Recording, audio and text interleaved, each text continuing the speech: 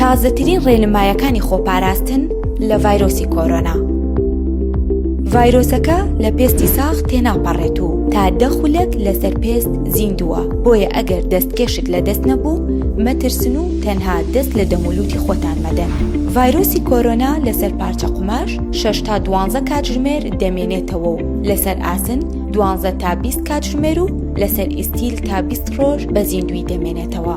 ئەم ڤایرۆسە تا 6 دەرەجە ژێر سفر زیندووە و لە گەرمای سەروی 30 دەرەجە نامێنێ، بۆیە هەمیشە ئاوی گەرم و پاکەرەوەکان بەکاربهێنن. دوای شتنی جلوبەرگ پێویستە لە بەرتیشکی هەتاویان سۆپا وشک بکرێتەوە. بۆ خۆشتن ئاوی گەرم بەکاربهێنە. ئاوی سارد و خواردنی سارد مەخۆ، ئاوی گەرم و خواردنەوەی گەرم بخۆنەوە. شوێنی گرتبوونەوەی سەرەکی ئەم ڤایرۆسە ناولوتە، بۆیە هەردەم لوتان بە ئاوی گەرم بشۆن. بەردەوام بنێشت بجوون تا بەردەوام قوڕکتان بە ئاوی دەمتان تەڕبێت. لە شوێنی ژیان و کارکردن با هەوا گۆڕکەی هەبێت. بە ڕۆژ چەندین جار بۆ ماوەی 10 تا 15 چرکە هەناسەتان بگرن و بیدەنەوە. گەر کۆکە یان تەنگە نەفەسیتان هەبوو پێویستە سەردانی نەخۆشخانەکان بکەن.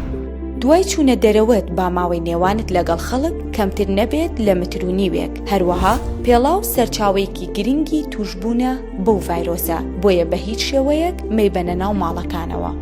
کاتی پژمین و کۆکە لە کەسانی تر دوورکەونەوە بە هەر شتێک کە بەردەستان دەکەوێت بە توندی پێشدەمولوتی خۆتان بگرن و تا چەند چیرکەیەک بەری مەدەن تا هەموو دەرهاویشتەکان بگرێتە خۆی و بڵاو نەبێتەوە.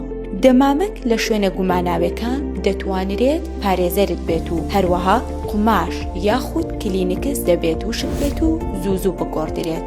جلوبەرێک بە شۆڤاش یان دانانی ڕاستەخۆی لە بەرتیشکی خۆر پاک دەبێتەوە لە ڤایرۆسەکە.